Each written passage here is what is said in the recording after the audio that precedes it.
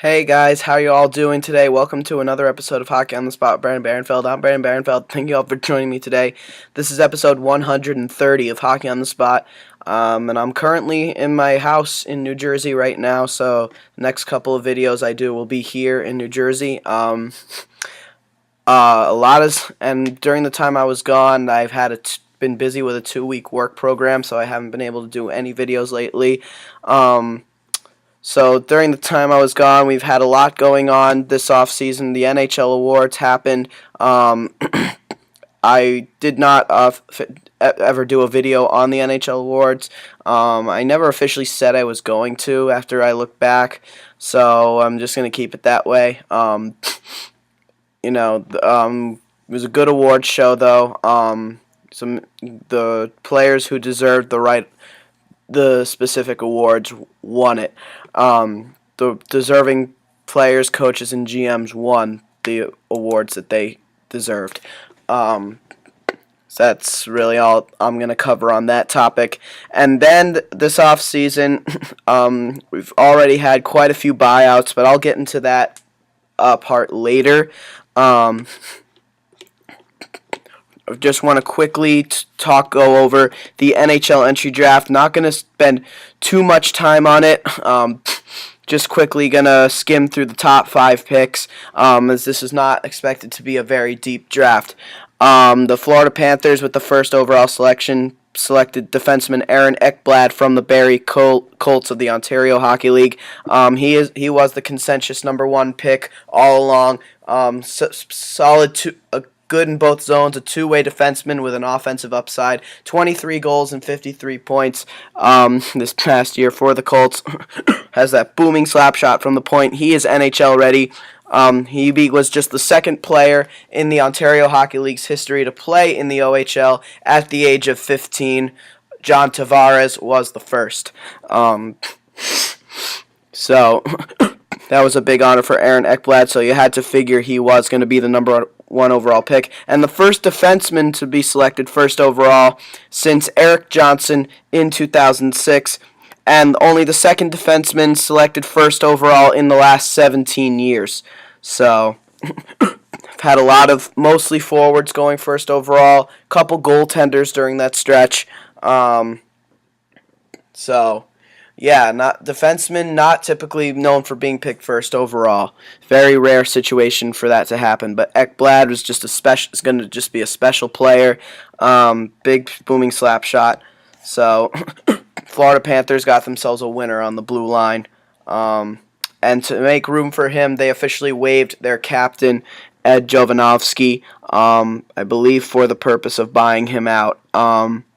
So we'll see how that goes. Jovanovski, of course, also a former first overall pick by the very same Florida Panthers team. The second overall pick went to the Buffalo Sabres. They selected forward Sam Reinhart from the Kootenay Ice of the Western Hockey League. Without a doubt, the top sniper in the draft. A lot of people thought that, at one point he was a guy who could have gone first overall, and at one point he was the consensus number 1 pick until he dropped kind of later on in the year, and a lot of people thought that maybe he wasn't going to go until like 3rd overall, but he ended up being the top forward selected. He, of course, is the youngest of the Reinhart brothers. Max, of course, a member of the Calgary Flames, former 3rd rounder, and I believe 75th overall, and then Griffin, who was the highest pick of the Reinhart brothers originally, 4th overall by the New York Islanders back in 2012. Max, I believe, was 2010. And then, of course, you had the father, Paul, who was a former offensive defenseman in the NHL, former 12th overall pick back in 1979, I believe by the Vancouver Canucks or Calgary Flames. And now you have Sam, who's the 2nd overall pick. He is without a doubt going to be the best of any of the Reinharts. He is the youngest, but he will be the best. This guy is a sniper, and the Sabres got themselves a goal scorer right here. He's going to be one heck of a player. Can guarantee that. The 3rd overall pick was a pick that would make history. Leon Draisaitl, native of Cologne, Germany, with a Czech heritage. His father born in the Czech Republic. Father Peter, born in the Czech Republic, but raised in Germany. Leon Draisaitl makes history as the highest ever selected German born and raised player in the game's history. Definitely the highest German raised player, the highest German born player. However, that honor still held by Danny Heatley back in 2000. He was the second overall pick. But Leon Draisaitl, selected third overall by the Edmonton Oilers. Of course, coming from the Prince Albert Raiders of the Western Hockey League.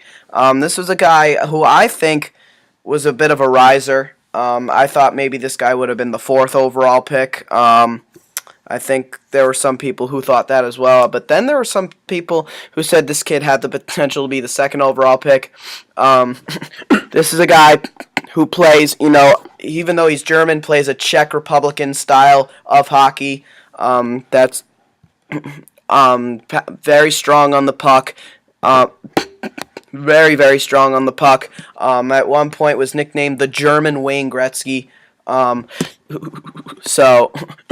It really has not been a factor in the past couple of World Junior Championships. That's not where he's made a name for himself. It's in the Western Hockey League where he's made a name for himself.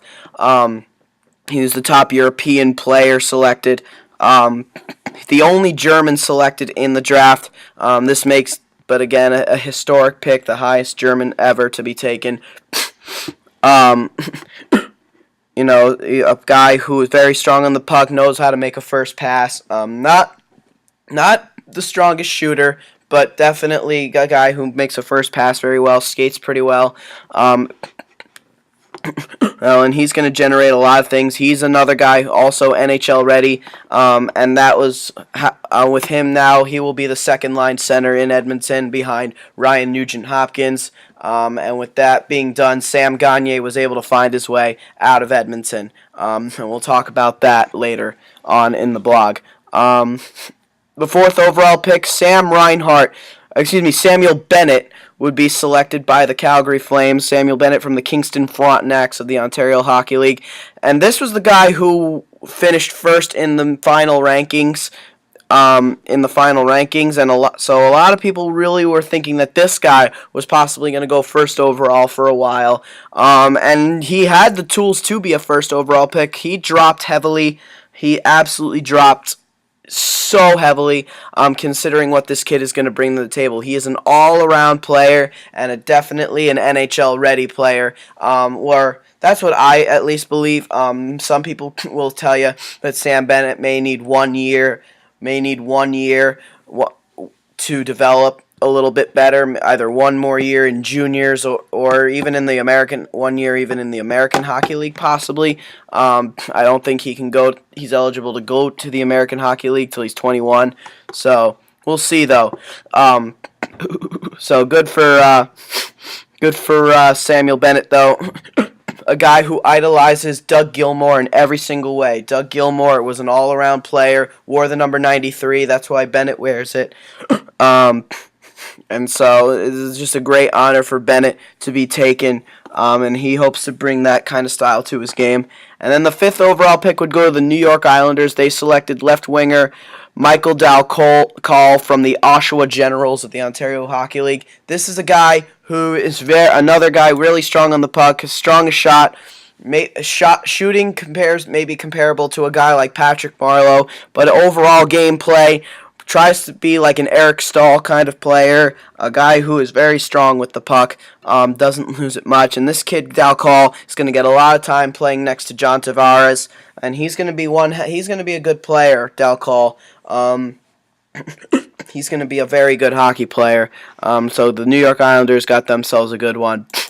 And other than that, really, other notable picks that I want to note out. A couple of the top European players. William Nylander, the top European skater selected. He went 8th overall to the Toronto Maple Leafs. He, of course, is the son of Michael Nylander, and this is a guy who's going to bring some good skill and finesse to the table. And he'll help the Maple Leafs out a lot. And eventually, when he does come up to play, he's going to be a star of a play. He'll be a star. I have a great feeling about that. ninth overall, Nikolai Ehlers went to the went to the Winnipeg Jets. Oh, by the way, William Nylander, a center slash right winger. He can play either position, coming out of Modo in the Swedish Hockey League. Nikolai Ehlers coming out of the Halifax Mooseheads of the Quebec Major Junior Hockey League. I want to bring this kid up because he's a Danish player, made of Denmark, and I don't think I've ever seen so much hype for a player coming out of Denmark. He did not set the record for the highest Dane selected. That's still held by Michael Bodker back in 2008 by the Phoenix Coyotes. However, this kid, Ehlers, he's like a Danish version of Jonathan Drouin. That's the best way to put it. He's going to need another year, maybe two, to develop his skills. But he was the Rookie of the Year in the Quebec Major Junior Hockey League, as well as the entire Canadian Hockey League. With 49 goals, 104 points. He was just so good this past year for the Mooseheads, and he was just so good for them. He's got so much skill. The Jets got themselves an offensive stud right there. Not really too many other players to note. I will note, however, skip all the way to 22nd overall, the second European skater who was the first overall in the final rankings. He dropped so much. Kasperi Kapanen, the son of former Carolina Hurricane and Philadelphia Flyer forward Sami Kapanen, coming out of right winger, coming out of Kalpa of the Finnish league. Being selected 22nd overall by the Pittsburgh Penguins. He didn't really have that impressive of a year last year, but this kid, when healthy, his skill is just beyond anything, is just unlike anything you'll ever see. The skill factor, that's what this player is. It's his skill. As we rewind a little bit, let's go all the way back now to the 11th overall pick, the third-ranked player from that list, in the European skaters, Kevin Fiala, a left winger from HV71 Junior of the Swedish League. He is a Swiss player. He was selected by the Nashville Predators, 11th overall, and another guy who can score you some highlight reel goals. Some highlight reel goals. And much later on in the draft, I want to skip all the way to the third round, actually. That 89th overall, a 20-year-old would be selected, a guy who was passed over from the draft twice, but a guy who a lot of people thought would go in 2012, but it was finally picked. One of the first players, I believe this is the first player to ever be drafted out of the American Hockey League. Nathan Walker, a player who was selected in the third round, 89th overall, by the Washington Capitals. And why I want to note this pick is because this is another pick that made history. Nathan Walker was the first Australian player to ever be selected and drafted into the National Hockey League. A historic pick for sure. He was originally signed by the Washington Capitals as an undrafted free agent. And he spent last year in the American Hockey League with the Hershey Bears. But now he officially got drafted by the Caps, so great to see the Capitals making some history. Australia, never thought I'd see the day where they would develop a hockey player. This guy, though originally born in Great Britain, as was Brendan Perlini, the 8th overall pick. I believe the 8th overall pick, or even the 7th. The 7th, no, I'm sorry, I'm way off with that one. The 12th overall pick, Brendan Perlini, left winger from the Niagara Ice Hogs, or Niagara Ice Dogs, whatever, Ontario Hockey League, selected by the Arizona Coyotes, 12th overall. So a couple Great Britain-born players, but Perlini was raised in Canada, and Nathan Walker, who played his hockey in the Czech Republic, was raised in Australia. So Nathan Walker, it would be very interesting to see if this kid makes the NHL. Definitely won't be for a few years, if anything, but we'll see. It's going to be very interesting. So yeah, that's pretty much all I want to talk about with the 2014 NHL draft. Not a very big year as far as the draft is concerned. Not a deep year by any means. The real fun is going to come next year, the 2015 NHL draft in Florida. This draft was held in Philadelphia. Actually, I guess because it was in Philadelphia, I should note who the Flyers took in the first round in the draft that they hosted. They took defenseman Travis Sanheim out of the Calgary Hitmen of the Western Hockey League, and this guy is a good two-way defenseman with a good slap shot. This is a guy who's gonna need some time to develop, but Travis Sanheim, he'll come up and he'll be a solid top four defenseman for years to come. So, good job by the home team, Philadelphia Flyers. So anyway, with all that being said, now let's get into our next topic of the off season, the buyouts. There's been quite a few buyouts that have been going on this year, mostly compliance buyouts. There was one non-compliance that was a normal buyout, but we had a couple of compliance buyouts this year. And then we're going to go in alphabetical order by teams who have done compliance buyouts this year. I won't pay attention too much to the teams that did compliance buyouts last year. For this year, the Buffalo Sabres ended up using both of their compliance buyouts this year. They bought out forward Ville Leino as well as most recently defenseman Christian Ehrhoff. Ville Leino obviously did not have a single goal last year, and Ehrhoff, he still had a lot of years left on what was a 10-year deal. He still had 7 years remaining. I think he was making $40 million. So these were two players that definitely needed to be bought out. For Leino, he had 3 years remaining on a 6-year deal. So, good buyouts. Leino was such a huge disappointment in Buffalo. Both of these guys, actually. $27 million for Ville Leino, and he's 30 years old. So, since having that breakout year with the Philadelphia Flyers in 2010, 2011, he has not been able to repeat the same magic. He looked like he was going to have a good year in the lockout-shortened year. He had 6 points in 8 games, and then he got hurt. And it was a season-ending injury, and that was actually a big loss considering how well he was playing. So one could think that it was injuries that really hurt Ville Leino, but ultimately a disappointment is a disappointment, and Leino's now going to have to hit the free agent market. He's not going to get a lot of money wherever he goes, if he even stays in the National Hockey League. And Christian Ehrhoff, however, he is a guy who will draw a lot of attention. He turns 32 on July 6th, and he is an offensive defenseman with a big shot from the point, drawing lots of interest already. He's now enters as one of the top free agent defensemen. So, Christian Ehrhoff's going to get a lot of interest, indeed. The Dallas Stars this season used a compliance buyout on defenseman Aaron Rome. Rome has not been a consistent player in their lineup for a while. He was 30 years old, had 1 year remaining on a 3-year, $4.5 million contract. And he only played in one playoff game this year. He kind of was a disappointment for the Stars, but he's a guy who will draw a little bit of interest, I think, on a short-term basis. A shutdown defenseman who will play in the top 6, but we'll see. It's going to be interesting. The New Jersey Devils. They were the most recent team to use their compliance buyout, and they used it just today on defenseman Anton Volchenkov.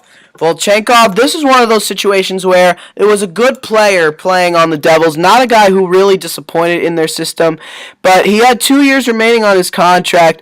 He's 32 years old, and he was owed $4.25 million each of the next 2 years as part of a 6-year contract. He played very well for the Devils in the past few years, was a big part of their team in their run to the Stanley Cup Finals. Pure shutdown defenseman, a shot blocker. That's what he does best, and he played very well for the Devils, but it just wasn't right. The money that he was making was just way too much for the Devils to handle for their cap. They have other players they need to retain, and Volchenkov is going to get a lot of interest as a bottom pair defenseman. He's going to get a lot of interest. One could maybe think that maybe the Ottawa Senators will take a run at trying to bring him back. We'll see, though. One of the first players bought out this year was by the New York Rangers, and that was forward Brad Richards, who was the top unrestricted free agent back in 2011. The Rangers had signed him to a 9-year, $60 million deal. He had 6 years remaining, and and the Rangers, though, they are in a lot of cap trouble as it is, and so they had to buy him out immediately. Whether he did good or not. And he did have a solid year last year, and even in the playoffs, he did really well up until the Stanley Cup Finals. Then he really slowed down, and then he was a non-factor, and he was put on the fourth line. He's 34 years old. He finished second on the Rangers with 20 goals and third with 51 points. He played all 82 games. He had 5 goals and 12 points in 25 Stanley Cup playoff games. In the 3 seasons overall with the Rangers, he had 46 goals, 151 points in 210 regular season games, and 28 points in 55 Stanley Cup playoff games. That includes a trip to the 2012 Eastern Conference Final. When Ryan Callahan got traded, Brad Richards was the unsung captain for the Rangers when he left. He pretty much was the captain, even though he didn't really wear the A. The Rangers, of course, this was their second compliance buyout. They used one previously on defenseman Wade Redden. Richards' contract carries a $6.67 million NHL salary cap charge. So the Rangers now, they are in a little bit of trouble now. They're going to have a really tough, they have to re-sign all their restricted free agents, and they have to fill some needs, and that's going to be hard to do. The main focus has to be their players within their system. So it's going to be an interesting offseason for the Rangers for sure, but Brad Richards now, he'll get a lot of attention in the free agent frenzy, but he will not get any deal like what he got in with the Rangers. That's for sure. The Tampa Bay Lightning, they used their second compliance buyout on forward Ryan Malone. He had 1 year remaining. He had 1 year remaining at $2.5 million remaining, which was for a 7-year, $31.5 million contract. Ryan Malone had such a bad year this past year. And it wasn't just that. He only had 5 goals and 10 assists, 15 points in 57 games this year. -7, 67 penalty minutes, and 95 shots on goal. And he didn't play a single game in the playoffs. So Ryan Malone, a huge disappointment this year, but that really wasn't the only reason why he was bought out. He also was caught with a DUI charge this offseason, and the Lightning did not want to be held responsible for any of that. So Ryan Malone, who's been so disappointing in the past 2 seasons for the Lightning, and he was being overpaid as it was. This is not a guy who scores more than 45 points. That one season with the Pittsburgh Penguins in 07-08 was a real lucky break. They brought him in as a 20-goal scorer, but I feel like in the later stages he really did not live up to his contract. So this is a buyout that was should have been long coming. So Ryan Malone no longer a member of the Tampa Bay Lightning, and the Vancouver Canucks, they used their second compliance buyout on forward David Booth. David Booth, was first placed on waivers. David Booth, he's 29 years old, and he had one season and a $4.75 million remaining on a 6-year, $25.5 million contract he signed prior to the 2009-10 season while playing for the Florida Panthers. He had 1 year remaining on his contract. And David Booth, obviously, he only had 1 year left, and he only played, in the past few years, he was with the Vancouver Canucks, and he made a pretty solid impact when he first arrived, but after that, he really struggled. He couldn't stay healthy. He missed pretty much all but 12 games of the lockout-shortened year, and this year he couldn't stay healthy either. This is a guy who needs to get himself back into shape. This is a guy who possesses a lot of skill. So why David Booth doesn't score more and why he can't stay healthy, it's just it's mind-boggling. So we'll see though. David Booth, we'll see. Hopefully he can go somewhere and get. Hopefully he can go somewhere and get make an impact again. Oh, and there was actually one buyout I did forget to mention. The Calgary Flames. I didn't realize that this was this year. They placed defenseman Shane O'Brien on waivers, and then with the intent of using their first compliance buyout on the remaining year of his contract. He's due to make $2.2 million. He's 30 years old, and he's due to make $2.2 million as part of a 3-year, $6 million contract he signed with the Colorado Avalanche. His cap hit for this season would be $2 million. So good move by the Calgary Flames for a player that really isn't a huge impact player, who really does a shutdown defenseman who really does nothing but take penalties. He can be really good at times, but again, he's 30 years old, so and he only played 45 games last year. Didn't do too much, so we'll see. It's going to be interesting to see what's going to happen to Shane O'Brien. Would be a good depth defenseman for a team that needs it. He was, of course, the 8th round, 250th overall selection by the Anaheim Ducks in 2003. Since then, he's played for the Ducks as well as the Tampa Bay Lightning, Vancouver Canucks, Nashville Predators, Colorado Avalanche, and now, of course, most recently, the Calgary Flames. So good move on the part of the Calgary Flames. We also had a couple of regular buyouts as well that were not considered compliance buyouts, or at least one for sure. The Arizona Coyotes, the Arizona Coyotes, they are no longer called the Phoenix Coyotes. They are now the Arizona Coyotes. That name change was official at the draft. They went out to buy out. Prior to the draft, they brought out forward Mike Ribeiro via a regular buyout because of he was caught. This is a player who was caught doing cocaine. Using cocaine and complaining about where he was living, and among other things. So now Mike Ribeiro, 33 years of age, is an unrestricted free agent and would be a good fit. He's for any team that needs a second-line center. He's a player with great hands, great first passing ability, and he makes every player around him better. So this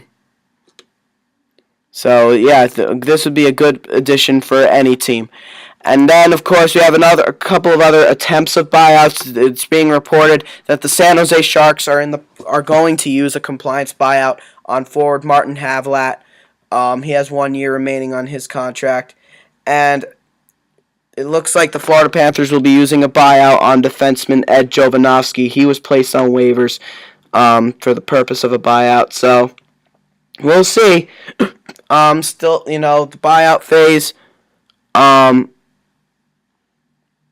The buyout phase actually officially ended at 5 p.m. today. So there is no. I don't believe there can be any more buyouts today. So if the San Jose Sharks had not already bought out Marty Havlat, then that will not happen at all, and then they'll just have to try to trade him.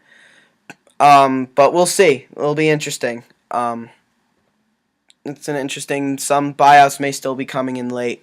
So we'll see what happens. So now, that's been the buyout phase for this year, and now let's go to the main part of this video, the part that I really wanted to talk about, the trades. Let's talk about all of the off-season trades that have happened at this point. I will not talk about any draft pick only trades that involve players. Starting with a trade that happened on June 5th, during the Stanley Cup Finals. Many people already knew about this one. I believe I had talked about this one already. And it was the rights to defenseman Dan Boyle going to the New York Islanders for a fifth-round pick in 2015. Well, now that trade really doesn't matter because although Dan Boyle hasn't completely ruled out the idea of signing with the Islanders, it doesn't look like he's going to. There are 5 teams that are very much interested in his services, more than any other team, and those teams include the Tampa Bay Lightning, the Toronto Maple Leafs, the Detroit Red Wings, the New York Rangers, and the Montreal Canadiens, all the Eastern Conference. He wants a 2-year deal. This is a 2-year deal. And he is very old, but can still be an excellent addition to any power play and be a good power play quarterback. Still got that heavy shot, and he can still be a valuable force on the blue line despite his age. So it'll be interesting to see where Dan Boyle does go. The day following the Stanley Cup Finals, the Anaheim Ducks acquired former first-rounder Louis LeBlanc from the Montreal Canadiens in exchange for a 2015 conditional fifth-round pick. No, he was the 18th overall pick back in 2009, and he's played a career total of 50 games, including 42 games during 2011-2012, where he scored 5 goals and 5 assists for a combined 10 points. He was a +3 that year, 28 penalty minutes, and 58 shots on goal. He played 8 games this year, didn't get a point. He was a +1. He had 4 penalty minutes and only 7 shots on goal. So, this was in the midpoint of the year. So Louis LeBlanc, he's 23 years of age, native of Pointe Claire, Quebec City, has not lived up to his draft status as of yet. So we will see if Louis LeBlanc, he's still definitely not even gonna be a main roster player for Anaheim this year, or at least that is the assumption. But he will go into training camp with the intention of trying to prove himself and prove that he does belong in the National Hockey League. So we'll see. It's going to be very interesting. One of the bigger trades of the offseason happening 4 days prior to the draft, the Columbus Blue Jackets would acquire forward Scott Hartnell from the Philadelphia Flyers in exchange for forward R.J. Umberger and a 2015 fourth-round pick. So Scott Hartnell, who has been with the Philadelphia Flyers for a few years now, and has been a fan favorite with the Flyers, now goes to a new setting in the Columbus Blue Jackets. He spent 7 seasons with the Philadelphia Flyers and was just a force out there for them. Last year, Hartnell had a very good year. He played 78 games, and he scored 20 goals, 32 assists for a combined 52 points. He was a +11. And he had 207 shots on goal, but he did have 103 penalty minutes. And he was not very good in the playoffs. He only had 3 assists in 7 games in that first round with the New York Rangers. He was even in the plus-minus rating, 6 penalty minutes, 19 shots on goal. So, for Hartnell, he's 32 years of age, so still a good player, and a good addition for the Columbus Blue Jackets as they get a little bit more physical, and they get a guy who has experience being in the Stanley Cup Finals as well. He's never won the Cup, but he knows what it's like to play in the Finals. So, a good pickup by the Columbus Blue Jackets, and going the other way, obviously that draft pick, but R.J. Umberger for him. This is nothing new. For R.J. Umberger, this is his second stint with the Philadelphia Flyers, so playing for the Flyers is nothing new for him. He is also 32 years of age. And it was a great feeling for Umberger to return to the place where he started his career after spending most of his career with the Columbus Blue Jackets. This past year, Umberger, a faster player than Hartnell, so the Flyers able to add a little bit of speed. They sacrificed physicality for speed there. And through 74 games this year, Umberger proved to be one of the big leaders on the Blue Jackets this year, and he had 18 goals, 16 assists for a combined 34 points. So definitely not his greatest year. He was a -3. He had 26 penalty minutes and 136 shots on goal. So although he was able to stay out of the box, offensively he couldn't light the lamp like he had done in years past with the Blue Jackets. So for Umberger. And also he only played 4 games in the playoffs. He only played 4 of the 6 games in that series at Pittsburgh, and he only had 1 assist, and he was a -2. He had 2 penalty minutes and only 3 shots on goal. So he wasn't very good in the playoffs either. So we're talking 2 players in this trade who were not very good in the playoffs, but the feeling is that a change of scenery was needed. And for Umberger, great feeling for him to go back to the place he began his career. We'll see if he can make the same kind of impact that he made when he was there originally, or he was starting to make. So both players part of the same. I believe both players were part of the same draft. No, they weren't. Excuse me. Hartnell, of course, the 6th overall pick back in 2000 by the Nashville Predators, and Umberger, the 16th overall pick back in 2001. By the Vancouver Canucks, native of Pittsburgh, Pennsylvania. Anyway, so a good trade, I think, for both teams, honestly. I think the Blue Jackets will probably benefit more, but it's a good trade nonetheless. The Columbus Blue Jackets dealt defenseman Nikita Nikitin to the Edmonton Oilers in exchange for a 5th-round pick from this year. Nikitin was a restricted free agent. He was acquired and signed by the Oilers. They just add another depth defenseman, a shutdown defenseman who's going to play very well in their system. I think they needed another face in there, another shutdown defenseman. So good move by the Edmonton Oilers. And then after that began a flurry of trades that were made by the Vancouver Canucks. They made 3 trades, but no trade bigger than the first trade that they made just prior to the draft. They would say goodbye to their second line center for the past 10 years, Ryan Kesler, their first-round 23rd overall pick back from the 2003 NHL entry draft, one of the many successful picks from that draft. After 10 years in Vancouver and 10 years being their legit second-line center, he is no longer a member of the Canucks. Ryan Kesler, along with a 2015 third-round pick, were traded to the Anaheim Ducks. The Ducks ultimately are the team that wins the Ryan Kesler sweepstakes. We had teams like Chicago and Pittsburgh also in the mix.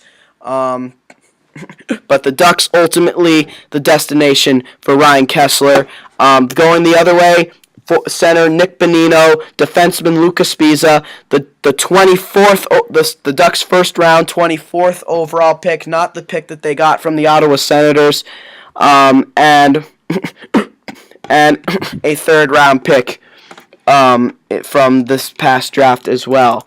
The Vancouver Canucks, of course, would use that 24th overall selection to select forward Jared McCann from the Sault Ste. Marie Greyhounds of the Ontario Hockey League. This is a guy who many believe will go on to be a solid 2-way center. But as far as the players they already got, don't really know who was their 3rd round pick. Don't really care either, because it is a 3rd round pick. But the players that Vancouver got, we'll start with Vancouver first, since they got the worst end of the deal. Nick Bonino, this is a guy who was a fan favorite in Anaheim for the past couple of years, and he really came into his own last year. I feel like he was playing on what was technically the 4th line, and on the 4th line, he managed to. And playing on the 4th line, he managed to get 22 goals and 49 points, 27 assists. He played really well playing on what was considered the 4th line. He was a +14, only 22 penalty minutes and 159 shots on goal. And in the playoffs, he had 4 goals, 4 assists for a combined 8 points in 13 games. +3, only 8 penalty minutes and 22 shots on goal. So this is a guy who's going to be a clutch player in the National Hockey League. But he's 26 years of age. So he only has another year left to develop his skills, or that's the assumption. Native of Hartford, Connecticut. The Ducks, this is a guy who I feel is going to be missed in Anaheim, and as a Ducks fan I personally am going to miss Nick Bonino. He was a clutch player for Anaheim, and he was one of my favorites. I actually have a buddy who knows him in real life as well, so definitely feel bad for him. He played 77 games last year as well. So I think the Vancouver Canucks are going to get a good player in Nick Bonino. Hopefully he'll be able to break out there, but also one thing to keep in mind, Vancouver, a market with a lot more pressure than Anaheim. So Nick Bonino, enjoy the media in Vancouver. Good luck with it. You're definitely going to need it. Hopefully Bonino will be able to handle himself okay in Vancouver. But again, a depth player. He became a premier depth player in the league last year, and he's going to be missed very much. And also going the other way, defenseman Lucas Sbisa, who was the 19th overall pick back in 2008 by the Philadelphia Flyers. He's 24 years of age, born in Italy, but raised in Switzerland. When the past few years that he was on the Ducks, he really came into his own as a premier player on the team. He was a really valuable player on the team. It was because of him that the Ducks won that Chris Pronger trade that they made with the Philadelphia Flyers. He became a staple on their team. For 3 seasons, a staple on their blue line for 3 seasons. But last year, he spent most of the year injured, and even when he was healthy, he was not very effective. He only played 2 games in the playoffs, and he only played 30 games this past regular season. Only 1 goal, 5 assists for 6 points, but he is a shutdown defenseman. He was an even rating. 43 penalty minutes, 30 shots on goal, and in the playoffs, he played 2 games, got 1 assist, was a -2, 5 penalty minutes, probably a fighting major, and 3 shots on goal. So Sbisa, for Lucas Sbisa, he is purely a shutdown defenseman, and he'll fit in nicely in Vancouver. They needed a shutdown defenseman. He'll fit nicely into their top 6. So he's a guy who loves to get down and block shots. So we'll see. We'll see how that turns out. And as far as what the Anaheim Ducks are getting in Ryan Kesler, I believe from the many times they've had to face him and the Canucks, I think they already know what to expect. Kesler, a guy who drives the net, who's very strong on the puck. He drives the net, very good in both zones. He's a two-way forward, a centerman who wins faceoff, and the Ducks needed a second-line center. That's something they did not have last season.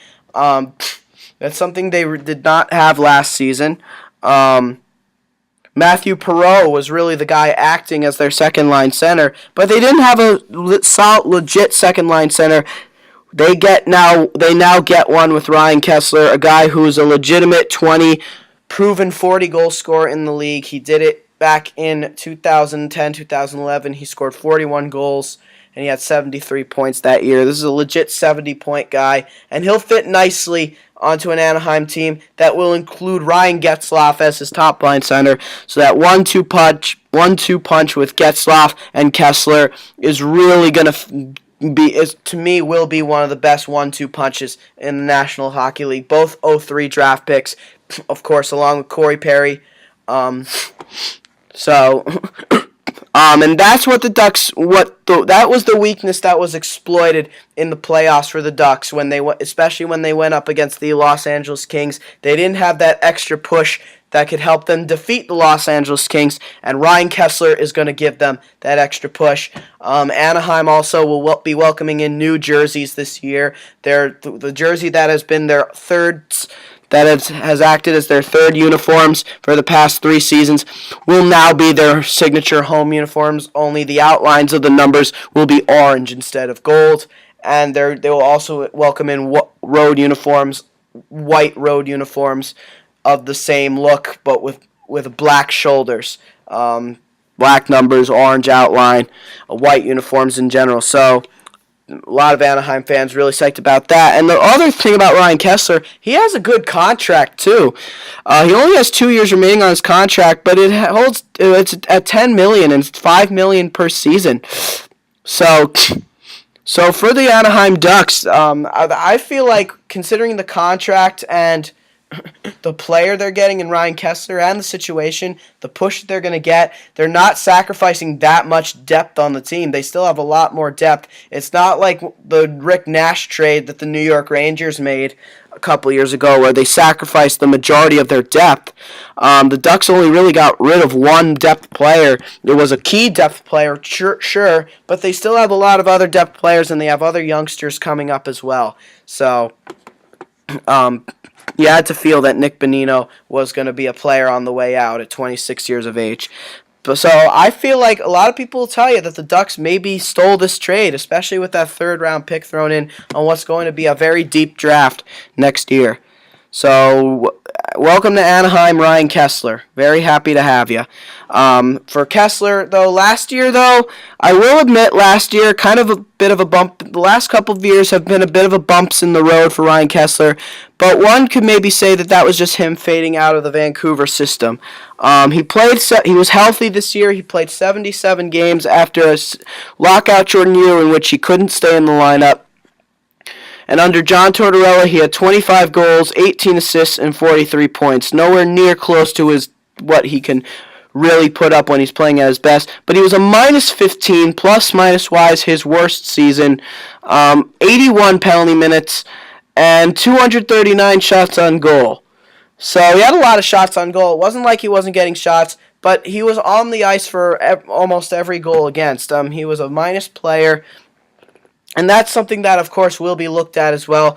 But now a change of scenery, going to an Anaheim team that's not in development, that they are they are one of the powerhouses in the league. They'll be a premier team again this year. So a good situation for Kesler to be in for sure. Vancouver, of course, would not stop there.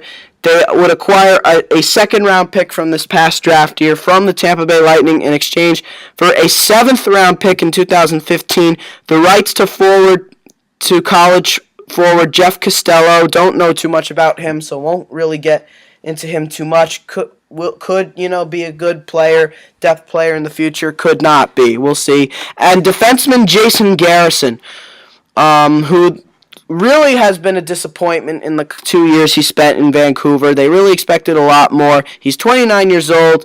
He had 7 goals and 33 points in 81 games this past year. He signed a 6-year contract. He waived his no movement clause. He has 4 years remaining on a contract that's average annual value is $4.6 million. It was a kind of a shocking move, but the Tampa Bay Lightning, they now get themselves another offensive defenseman with a big shot from the point, really big shot from the point. Florida Panther fans not going to be very happy to see him in Tampa Bay, but he's going to definitely take some pressure off a guy like Victor Hedman.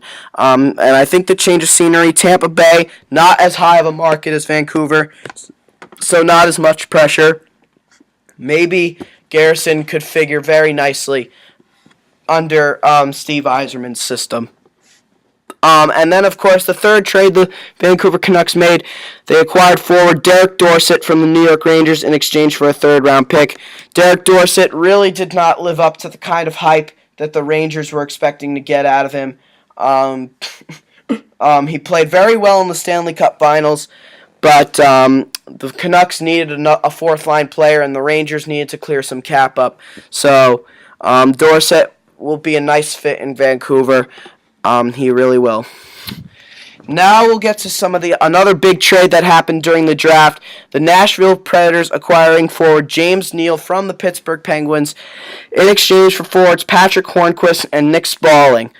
James Neal was on the way out the door for a little while now. Very gifted offensive player, former 40-goal scorer. Many people will tell you the only reason he got that many goals was because of playing next to Evgeny Malkin. But I think it was legit, honestly. He's a left-handed shooter who can play either wing. But the reason Pittsburgh got rid of him was because of all the offensive zone penalties that he took this past year and the suspensions.